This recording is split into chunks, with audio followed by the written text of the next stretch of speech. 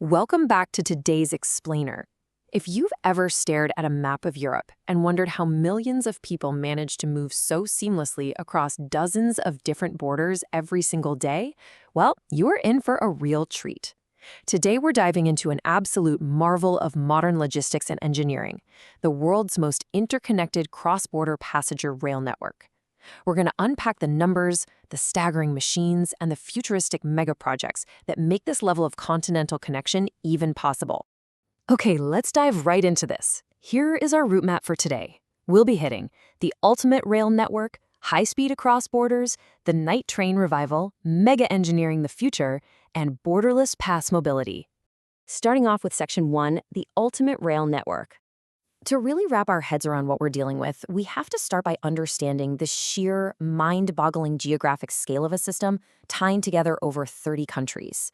200,000. I really want that number to sink in for a second.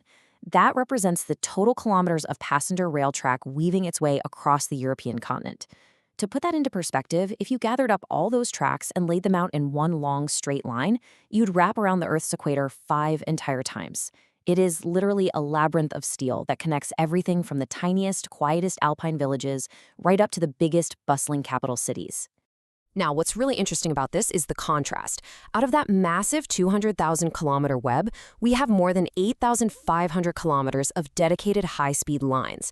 And I know 8,500 might sound kind of small compared to the total, but this is actually a rapidly expanding, highly specialized infrastructure. I mean, these are not your average tracks. They're engineered specifically to handle extreme velocities, basically serving as the high-speed arteries pumping lifeblood directly between Europe's major economic and cultural hubs. And thinking about this geographic reach, you can really see how these arteries form a deeply connected continent. This system stretches seamlessly from the Atlantic coast down in Portugal and Spain, sweeps right across the Central European hubs, pushes deep into Eastern Europe, and extends all the way up into Scandinavia. You have the Western core anchoring the whole thing, Paris, London, Brussels, Amsterdam, and Frankfurt, thanks in large part to engineering marvels like the Channel Tunnel. Then you've got Spain's Ave and Italy's Frecciarassa dominating the southern peninsulas. In the center, you have Germany, Austria, and Switzerland acting as these massive cross-border mediators, providing direct links straight out into the Balkans. And up north, projects like the Öresund Bridge are tying Scandinavia right into continental Europe. It's really like one giant living ecosystem. Moving right along to Section 2, high-speed across borders. So how do those regional hubs actually interact with one another?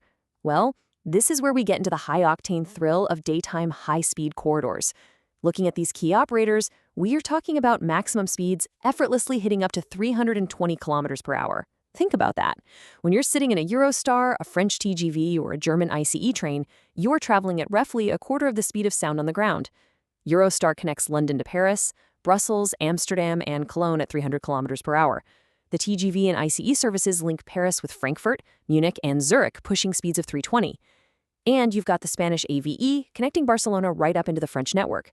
At these kinds of speeds, the traditional distances between major capitals just sort of shrink. So the crucial point is this. When you stack up high-speed rail against short-haul flights, rail travel is fast becoming the ultimate friction-free alternative. Just think about the modern nightmare of flying for a second.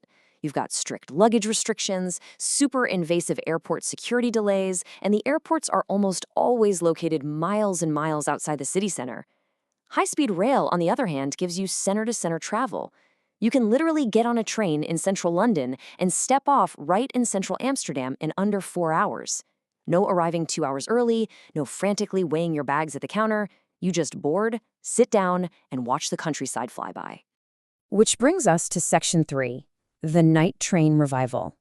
But hey, speed isn't the only thing experiencing a renaissance. Let's step away from the daytime blur for a minute. A sustainable hotel-on-wheels alternative to short-haul flights. I absolutely love this quote from the source material because it paints such a vivid sensory picture. Just imagine it. Boarding a train in the evening, having dinner as the sun sets over the Alps, drifting off to sleep in a comfortable bed, and waking up right in the heart of a brand new country.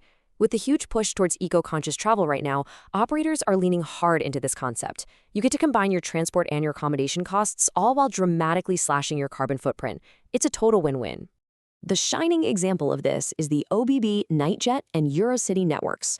They are currently cruising through the night at speeds anywhere between 160 and 230 kilometers per hour.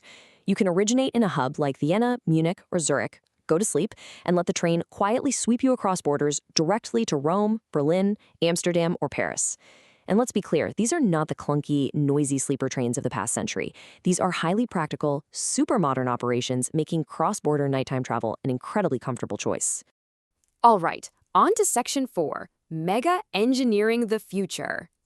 Now, setting up a system that can smoothly run those daytime bullets and nighttime sleepers across borders is no small feat. So let me pose this question. How do you actually connect an entire continent? Because Europe is definitely not a flat, empty plain. It is filled with immense physical obstacles. We're talking massive mountain ranges, sprawling bodies of water, and historical logistical nightmares like differing track gauges, meaning the physical widths of the train tracks historically varied depending on the country you're in. Overcoming all these barriers requires engineering on a scale that is honestly difficult to comprehend, and this brilliantly illustrates exactly how they are pulling it off. Engineers are currently executing some truly unbelievable mega projects. First up, the Brenner-based tunnel. This is an absolute beast of an undertaking, literally boring directly through the base of the Alps to connect Austria and Italy, completely bypassing the steep, slow mountain gradients up above. Then there's the Fehmarnbelt Tunnel. This is an immersed tube tunnel being built beneath the sea to create a fixed rail link between Denmark and Germany. And finally, Rail Baltica. This is a total geopolitical game changer, building an entirely new standard gauge railway to fully integrate the Baltic states into the Western European network. These are the massive futuristic tech reveals that will absolutely define the network's next era. And finally, Section 5, Borderless Pass Mobility. But honestly, what good is a multi-billion-euro megatunnel if you can't easily buy a ticket to ride through it, right? So let's bring this down to the micro level, to you, the traveler. 33. This number represents the amount of nations you can access via a single Eurail pass. It's incredible when you stop to think about it. One single ticket unlocks borderless travel across 33 different sovereign nations. You don't have to navigate dozens of different confusing national ticketing websites or worry about buying fragmented fares every single time you hit a border crossing. It turns the entire continent into one single, highly accessible playground. Let's see how this builds on the broader political landscape, because this logistical magic doesn't happen in a vacuum. It relies heavily on the Schengen zone framework. The Schengen area effectively abolished passport and border controls at mutual borders, which allows for the free and unrestricted movement of people. And because there are no hard borders forcing everyone to stop and check passports, these international trains don't just sit for hours of crossings. You just cruise from France into Germany or Austria into Italy as easily as if you were moving between two cities in the exact same state. Which brings us to our final thought for this explainer. With a continent this deeply, seamlessly connected, with megatunnels opening and high-speed lines expanding every single year, is the age of the short-haul flight officially over? When you can wake up in Paris, grab lunch in Frankfurt, and go to sleep in Vienna, all without ever once taking off your shoes for airport security, the choice seems pretty clear, doesn't it? The only real question left to answer is, where will you go first? Thank you so much for exploring with us today, and until next time, keep learning.